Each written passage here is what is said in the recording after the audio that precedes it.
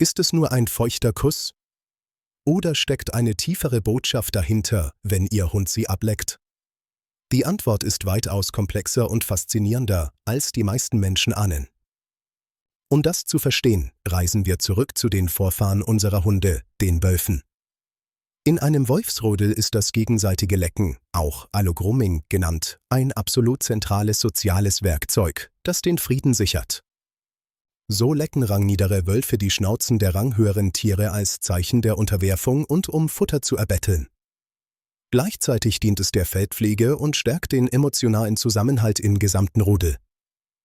Dieser Urinstinkt wurde direkt an unsere Haushunde weitergegeben. Eine Hündin leckt ihre neugeborenen Welpen intensiv, um sie zu säubern, ihre Atmung und Verdauung anzuregen und eine lebenswichtige Mutter-Kind-Bindung aufzubauen. Für Ihren Hund ist das Lecken also eine tief verwurzelte Form der Kommunikation.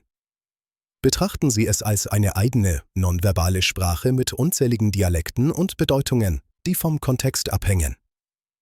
Ein sanftes, fast zögerliches Lecken Ihrer Hand kann eine Geste tiefsten Respekts sein. Ihr Hund sagt damit, ich vertraue dir und erkenne dich als den fürsorglichen Anführer meines Rudels an. Aber der Grund kann auch rein informativ sein. Für einen Hund ist unsere Haut eine faszinierende Landkarte. Sie schmeckt nach Salz, nach unserem letzten Essen, nach der Seife, die wir benutzen. Durch das Lecken sammelt Ihr Hund also wertvolle Daten. Er kann riechen und schmecken, wo Sie waren, wen Sie getroffen haben und wie Sie sich gerade fühlen. Wir sind für ihn ein offenes Buch. Natürlich ist es oft auch eine erlernte Strategie, um Aufmerksamkeit zu bekommen. Ihr Hund hat gemerkt, wenn ich lecke, folgt eine Reaktion, sei es ein Lachen, Streicheln oder sogar ein Schimpfen. Es ist eine klare Aufforderung. Ich habe Hunger, mein Wassernapf ist leer, ich muss dringend raus oder ganz einfach, bitte, spiel mit mir, ich langweile mich. Lecken kann aber auch dem Hund selbst helfen. In stressigen oder unsicheren Situationen wirkt der rhythmische Vorgang beruhigend und hilft ihm, Angst abzubauen. Es ist ein Selbstschutzmechanismus. Wissenschaftlich gesehen setzt diese Handlung Endorphine frei, die körpereigenen Glückshormone des Hundes. Kurz gesagt, es fühlt sich für ihn einfach gut an und verschafft ihm ein Gefühl der Sicherheit. Und es wird noch besser, auch bei uns Menschen wird beim liebevollen Kontakt mit unserem Hund Oxytocin ausgeschüttet. Dieses Bindungshormon stärkt unsere Verbindung und reduziert unseren eigenen Stress. Doch es ist nicht immer nur Liebe und Instinkt. Plötzliches, exzessives Lecken kann ein wichtiges Warnsignal für gesundheitliche Probleme sein, das Sie ernst nehmen sollten.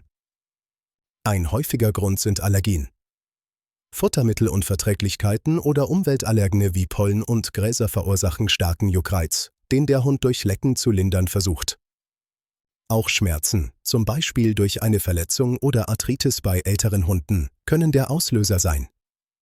Der Hund leckt die schmerzende Stelle instinktiv, um sie zu heilen. Magen-Darm-Probleme wie Übelkeit oder Sodbrennen können ebenfalls zu zwanghaftem Lecken an Gegenständen, dem Boden oder den eigenen Lippen führen. Dies ist ein Zeichen von Unwohlsein.